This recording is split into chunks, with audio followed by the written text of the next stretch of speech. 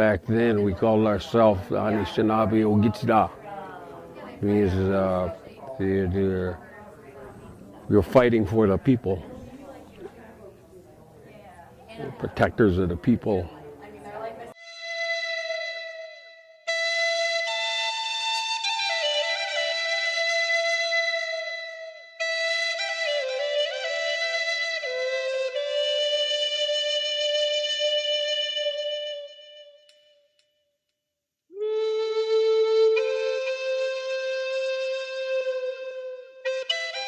We proposed we would do a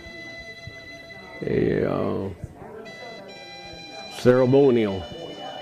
We called it a ceremonial blockade.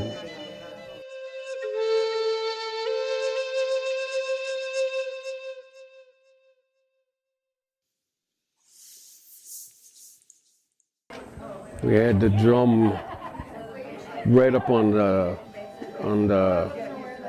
railroad tracks.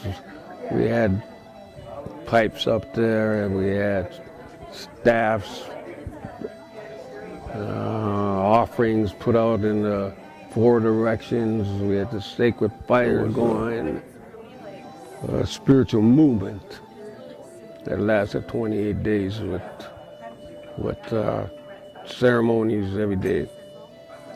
And eventually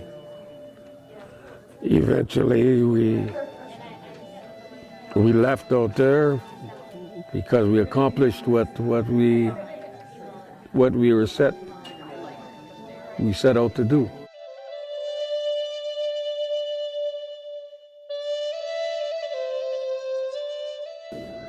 When you went out there to exercise your legal rights, you didn't know if you were going to be coming home or not.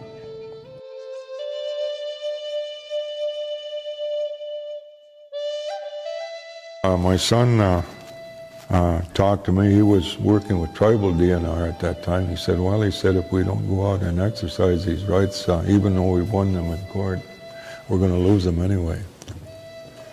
So those were some pretty scary times.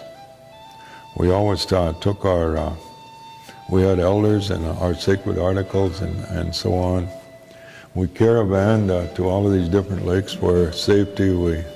We did our ceremonies before going out on the water.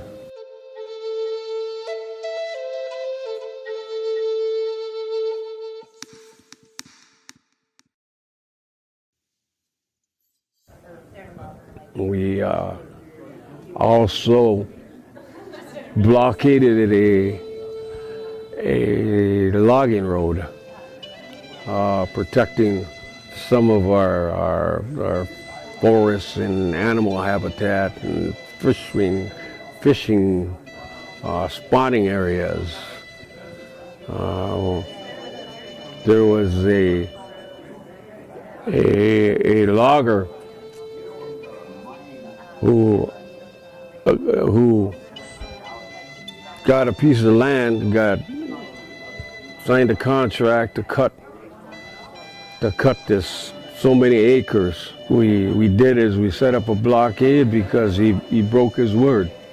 He broke his word that he wouldn't cut beyond the hill. He would stop at the top of the hill and he wouldn't cut down to the river. And we documented this, and there was pictures and there was TV coverage. It was in the local papers around here, and we stayed out there for about a week, and it was in January of 90, I think it was 97. It was 20 some below back then too, and we stayed out there and wouldn't let him get his logs out until he agreed to do some environmental